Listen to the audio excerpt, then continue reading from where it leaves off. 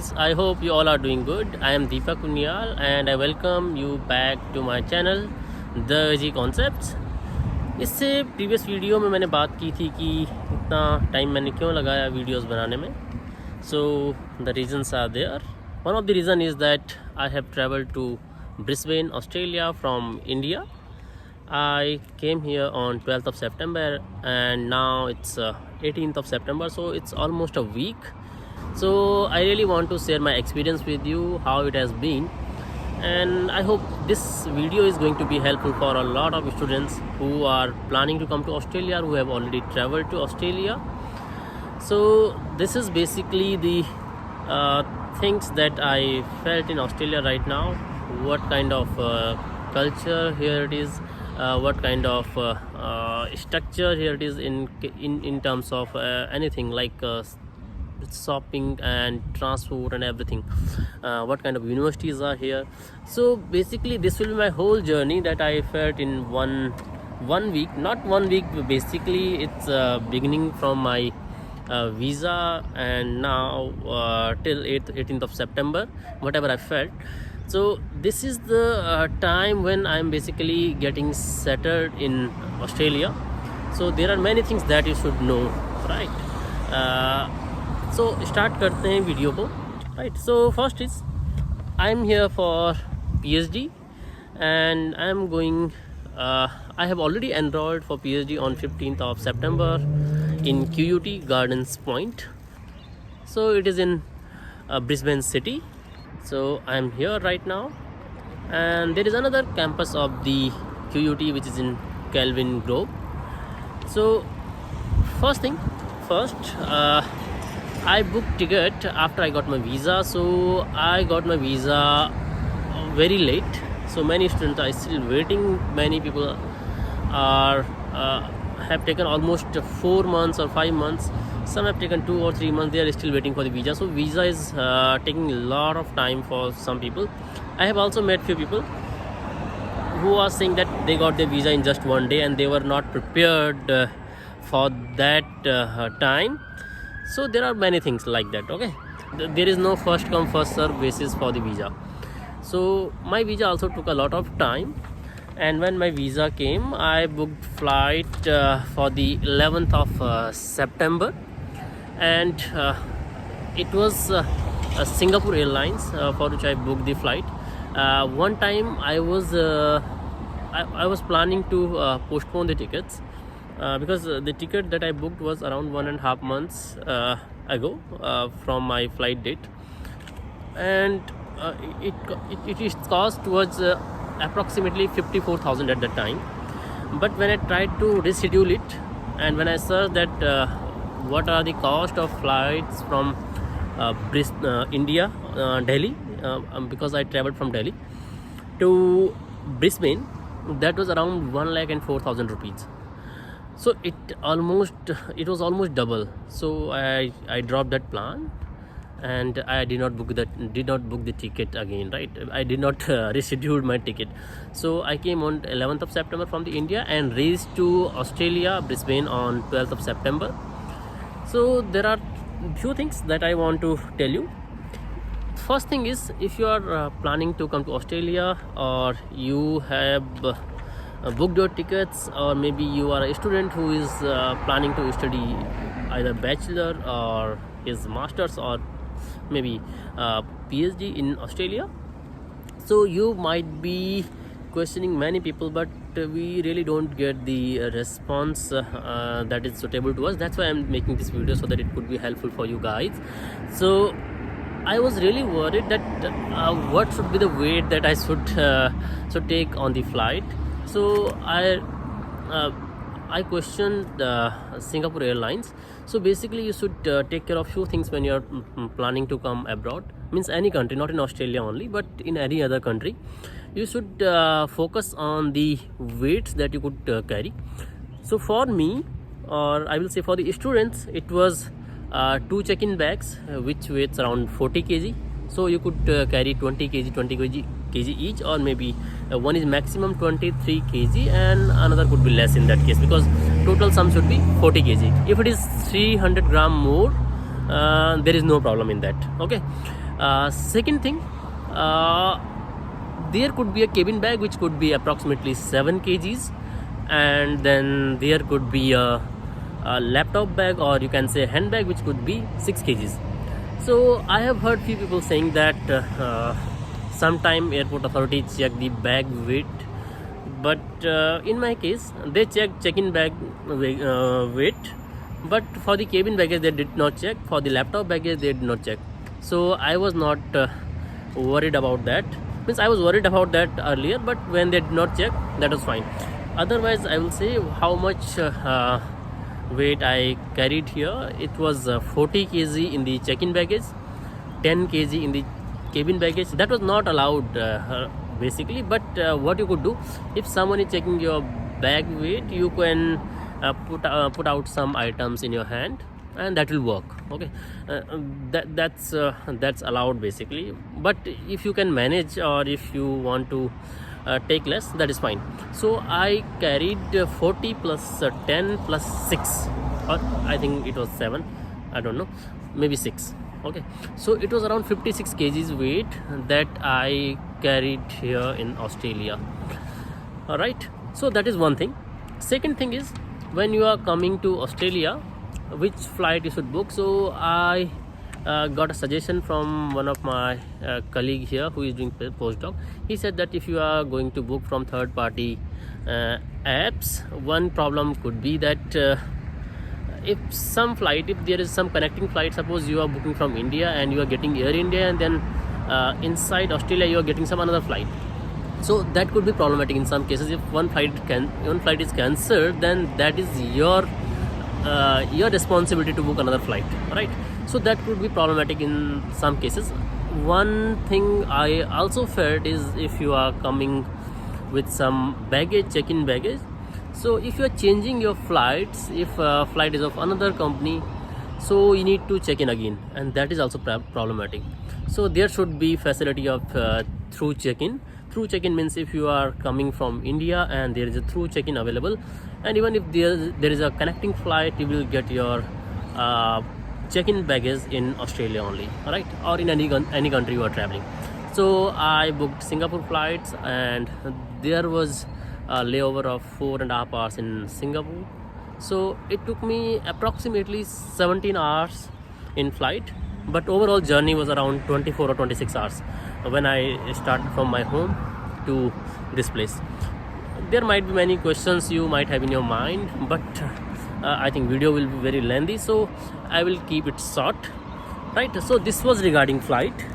So one more thing that I want to tell you, because when you are traveling, you should you need to wait many times before you start traveling, right? So you should get a weighing machine. I also took that, so you can take that. All right, so I will put a link in the description what I bought and how did I use it. For that you can ask separate questions, because I am not going to demonstrate that thing right now. Another thing that I want to share with you, that here my university is very nice, everything is well managed and well organized, because if you have any questions and in terms of your enrollment or anything else, you should find out the right authority to ask your questions, and your question will be answered. If you think your question are not being answered, that means you are not going to right authority. That's what I felt till now. So I have gone to university only 2 or 3 days, but yes, this is what I felt till now. I am basically enrolled there now, and I will be beginning my work from tomorrow. So tomorrow is Monday, today is Sunday, so most of the things are closed here on Sunday and Saturday. So basically you can't do anything. Like one thing I was going to do was find a permanent accommodation for me, but that I could not do today because everything is closed. So let me tell you one more thing. So city is also very good, very clean, and transport system is very good. If you travel here in Australia, you will find that you can take a go-kart. Go-kart is basically for the Queensland state. There might be another state you might have another kart, but here in Queensland or Brisbane, you need to take a go-kart, and through that go-kart you can travel by bus, by train, by metro, by ferry, anything else, right? So you could use that go-kart. For the student it's around 50% off.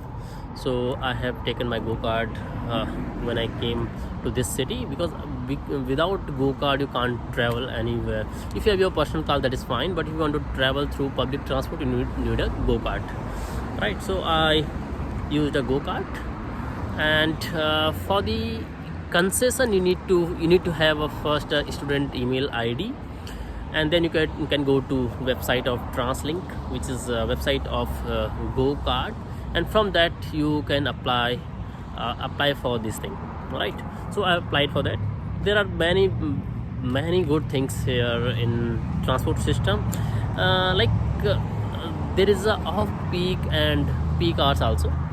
So if there are off-peak hours, you also get some discount on that, so your transport becomes cheaper. If you are going or changing one bus to metro, then train, then ferry, and if you have around 3 changes in that, suppose you are going through bus A, then you take almost 1 hour, you are doing shopping and anything else, then you go to another bus or maybe train or ferry, anything else, you will not be charged for that. So you can do 3 or 4 transfer in that sense, right? So transport is very cheaper in that way, but still if you travel around whole city, it could cost you around 60 or 70 or maybe $80 Australian dollars per month, right?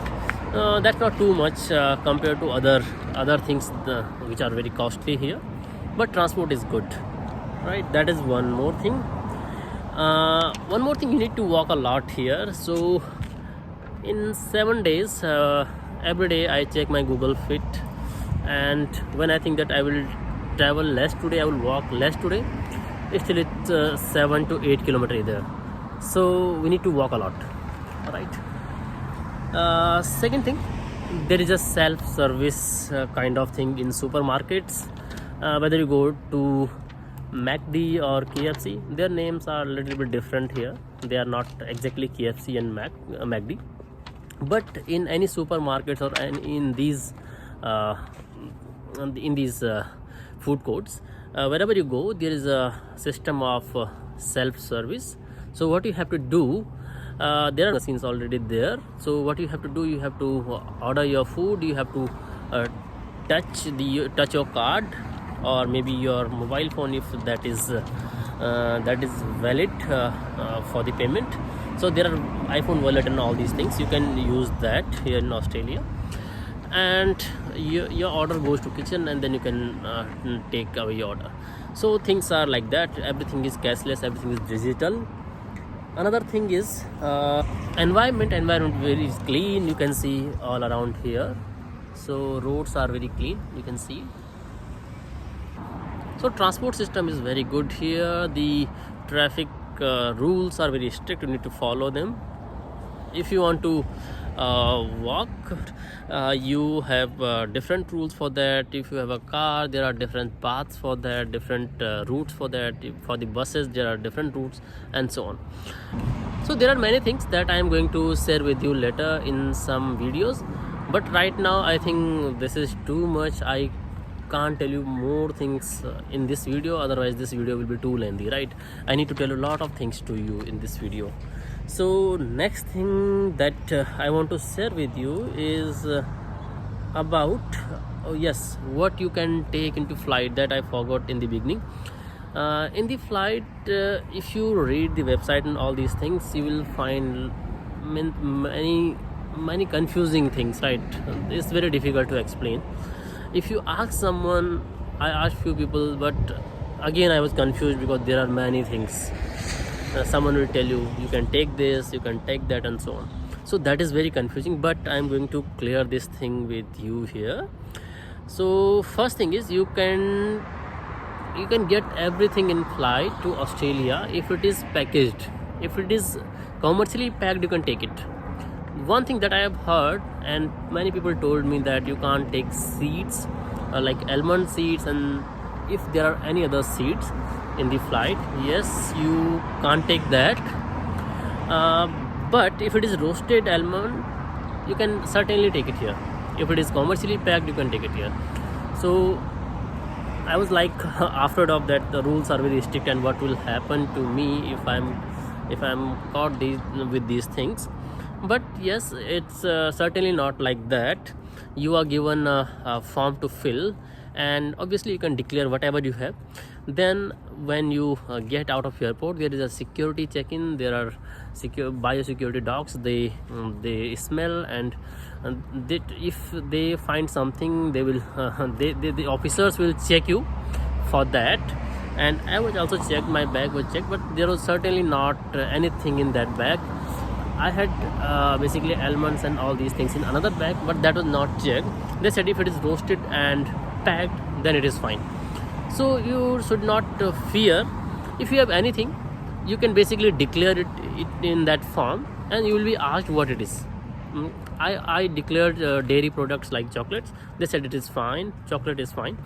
Secondly, I told them that I have some medicines which are prescribed by the doctor, and that is also fine. I thought they will check one by one medicine, but they did not do so. They don't have anything like that. They don't have that much time that they will check everything. But yes, you should be careful whatever you are taking on the flight, and you are coming here to the Australia. Rules are strict. If you are coming with anything, just declare it. If they don't like it, they will throw it away. That is for sure. But I think you can come with everything that is well packaged commercially. Don't come with something that is homemade that they could throw away, right? So that is one thing. Okay, now final thing that I am going to tell you today is really problematic here in Australia. Not in whole Australia, I will not say Australia, but in Brisbane specifically. And I have talked to few people. They said that this thing is not problematic in Melbourne or Sydney, but this is problematic in Brisbane and Adelaide. So wherever you are going, you should talk to people who are living there already. So I'm in Brisbane, and the problem is with the accommodation. Although my friend's uncle is here, he arranged a temporary accommodation for me. I am living with them right now, but I am searching for the permanent accommodation, and the permanent accommodation or accommodation finding here is very difficult. So what happens, there are basically few rules. You can't go for searching a property on Sundays. So I did not went to any place today, and everything you can get is on website. So I will tell these things in more detail in some other video. So what you have to do, you have to go to some websites. There are websites like real estate, Brisbane students, and so on. So tenant app is also there. So these things are there. What you have to do, you have to just book an inspection. Here you can't roam around the city and go to someone else's house and say that, yeah, I want to check your house. It's not like that here. What you have to do, you have to just book an inspection, and inspection agent will give you some time. Not only you, but to everyone who want to inspect the house, and they basically have 10 minutes. If they are coming at 11, they might say that they will come at 11 a.m. and they will go at 11:10. So if you are there at 11 or 11:12 or 11:15, certainly you are not going to find an agent there. So that could be very difficult here. So you should be very punctual if you are going to look for a property. Okay, so whenever you are going to look for a property, you should be very punctual in that case. And once you look for a property, there might be other people who are there to look for a property, right? So after that, when you look a property, agent will give you a form. You need to fill that form and give it to agent. Not right away, but you can send them a mail, right? And it's not like that they will ask you to take that home, and they are not going to pressurize you, right? They will just give you a form. If you want to take that home, that is fine. Otherwise, you don't need to fill that form, right? So just fill that form, send it to them on an email. And now it's not the end. What happened basically, when you send them a form, they check they check all forms which they have received, right? And then now they, either owner or maybe owner is not involved directly into all these things, so agent is involved. They check all the applicants, they check whether you are able to pay the rents, you are a suitable tenant or not. So they check many things. Basically they find out your eligibility, and then they check whether you can live happily in that house with others or not, whether you have created any problem in previous house, you have paid your rents on time and everything, right? So like there is a taxation system, right? You pay taxes, you get your salary, and there is a record of that, whole record of that. So here in Australia there is a whole record of this renting things, where you have lived previously and all those things. So take it seriously if you are searching a property here in Australia, right? Okay, so this is one thing, that if you have sent them application, they are going to check all the application, and after that if they like your application, they are going to send you a contract agreement, and then you need to sign a lease. And basically here, or I think in whole Australia, what you have to do, you need to pay the advance rent of 2 weeks. Here rent is paid in weeks, so everyone asks for a rent of 2 weeks in advance, and there is a lease amount of 1 month, right? So the properties that I have seen are basically like some are independent properties, some are shared properties. So basically independent is it's not independent for you, that there could be 3 or 4 rooms, and if your friends are coming with you, you can share with them, right? That is one thing. One independent is kind of studio apartment, where you get everything in that. Most probably there will be a smaller kitchen there, but it will be for you. That will be independent basically, right? And in most of the cases, when you are getting these kind of properties, what you are sharing with others, you get free internet or a free Wi-Fi or free electricity. So that is all there. But what happens in most cases is that you have 4 or 5 other flatmates. All those are living in the same house. You have your own room, but you basically share the washrooms and kitchen. So that is the condition of renting here. The people I have talked, they all said that renting market is very bad in Brisbane right now. And if you are coming here in Brisbane, if you are a student in India, I will suggest you what you should do. You should basically look for accommodation. Maybe you can get it online. So how you can get it online? There are websites like Igloo and Escape, Unilaws, Hive. So these provide student accommodation. I talked to them also, but what I found that they are already booked till October or November, or some are booked till January. So nobody is going to give me these kind of accommodation. And one more thing, these student accommodation are very costly.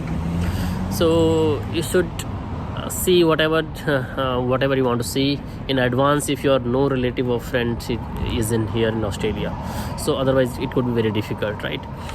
One more thing that I want to share with you is that I met a student yesterday.